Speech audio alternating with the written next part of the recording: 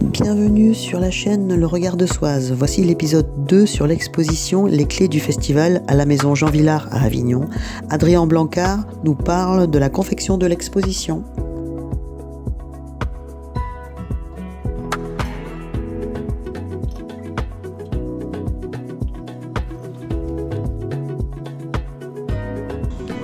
Donc moi, mon rôle sur cette exposition, ça a été d'être l'assistant du commissaire de l'exposition qui s'appelle Antoine Debec, qui est un historien du cinéma et du théâtre, qui est aussi un passionné du Festival d'Avignon, qui a écrit avec Emmanuel Loyer l'histoire du Festival d'Avignon. C'est vraiment un ouvrage de référence sur cet événement. Donc il connaît à la fois en tant que spectateur, en tant que critique et en tant qu'historien ce festival. Et donc moi je l'ai assisté dans les recherches à la fois iconographiques et documentaires.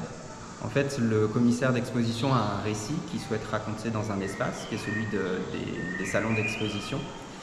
Et le travail de l'iconographe, ça va être de trouver les documents qui vont illustrer ce récit. Et les documents, ça peut être des images bien sûr, mais aussi de la vidéo, du son. En fait, ça peut être des objets, des costumes, ça peut être tout type d'objets qui feront image et qui illustreront le récit du commissaire. Et qu'est-ce qu'on peut trouver dans cette expo? Parce que l'exposition, c'est l'histoire du festival.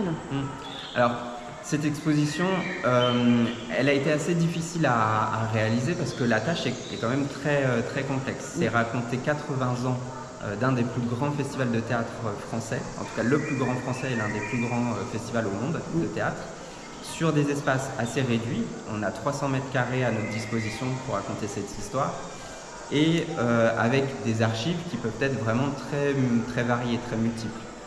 Donc tout l'enjeu, ça a été de trouver les documents, les archives pour raconter cette histoire-là. Et donc évidemment, pour raconter une histoire du théâtre, donc d'un art vivant, la photo, c'est un des premiers biais qui nous a été très précieux pour raconter cette histoire. On peut citer Agnès Varda, qui a été la première photographe officielle du festival, qui a été à Avignon dès 1948.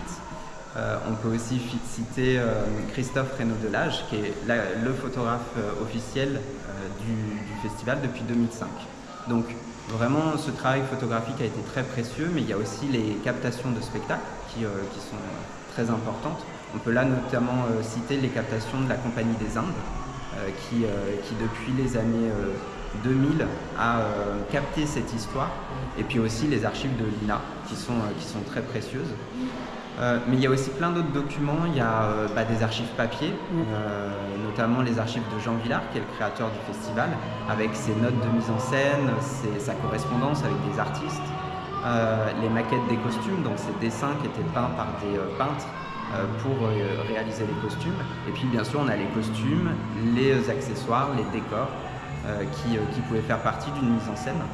Donc c'est vraiment plein d'objets très divers et qui sont à chaque fois des traces d'un spectacle qui a été, mais qui à partir du moment où il n'est plus joué sur scène, finalement disparaît. Merci de me suivre sur ma chaîne Le Regard de Soise qui présente la culture en Avignon. À bientôt.